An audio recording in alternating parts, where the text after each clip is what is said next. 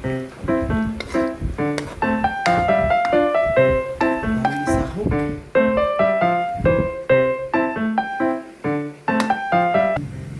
Nakukuluan natin yan sa suka. Kailangan matuyo yan siya bago natin ahunin. Yan ang ikinakatagal ng bagoong na alamang. Okay. Taba ng dahil pagmamantikain natin. Ito natin iluluto yung bagoong na pinakuluan ko sa suka para tumagal yung buhay niya. Ito kasi ang magiging alternate namin pag wala kami, konti lang yung ulam. Yan. Napamantika na natin yung taba. Bawasan natin ngayon.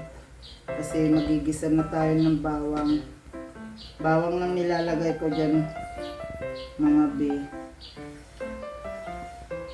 Magdadagdag na lang tayo mamaya ng mantika pag yung medyo dry yung bagoong. Kailangan natin tsansahin kasi kaunti lang yung bagoong ko eh. Gigisa na natin itong bawang. Ang laki ng aking nabiling bagong sangkalan, guys. Naawa na ako dito sa mga anak ko, yung sangkalan nila sira na eh. Kaya binilhan ko nung sangkalan na matibay. Saka mukhang malinis. Ito, yan.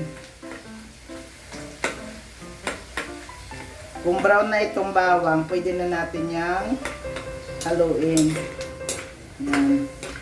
Ang bango niya. Tapos itong pinakuluan ko sa suka na alamang, ilalagay na rin natin yan. Yan. Para mas uy, wag kang tatansik. Uy, dito. Marami naman yung tansik. Ayan.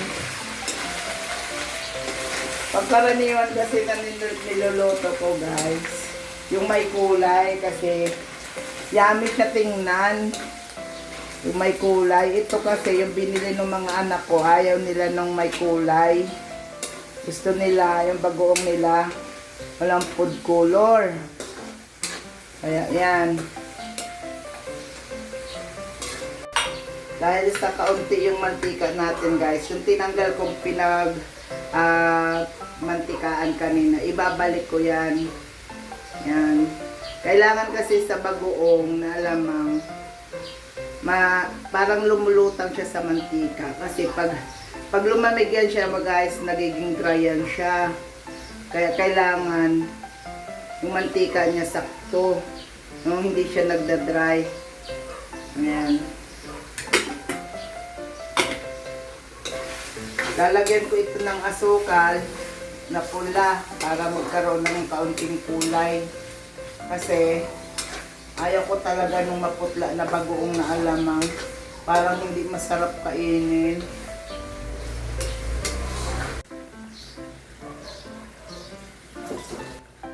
Kailangan din natin dito lagyan, guys, ng asukal, pangbalanse. Pambalanse sa alat niya. Maasim kasi din yan eh. Pero yung asim niya, hindi yung katulad ng asim na yung maasim talaga kasi ang suka kasi pag niluluto mo siya, dapat hindi mo siya hinahalo. Kasi nagiging hilaw yung lasa niya eh. Pero yan, hindi yan maasim na asim. Kumbaga, pampatagal lang talaga siya para hindi siya mapanis, guys. Kaya ko siya pinakuluan sa suka yung alamang. At saka nakakawala din ng sobrang amoy niya, guys. Diba, alam naman natin, ang bagoong may amoy na hindi kaya-aya, lalo na sa ibang lahi. Ayaw nila yan. Pero dahil tayo, Pinoy, mahilig tayo sa bagoong, kaya kahit na anong amoy niyan, masarap yan sa panglasa natin.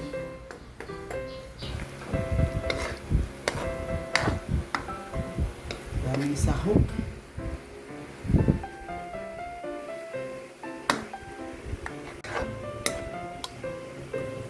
Halo for more!